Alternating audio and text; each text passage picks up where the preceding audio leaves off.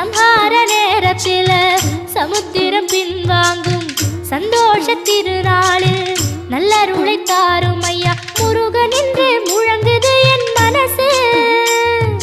கடலை போல உன் கருணை பெருசு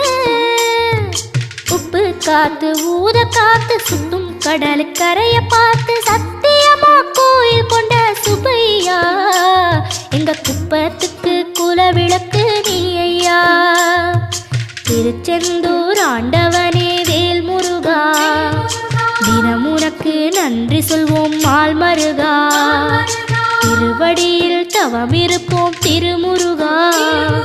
தீர்ப்பெழுது நலமெனவே வடிவ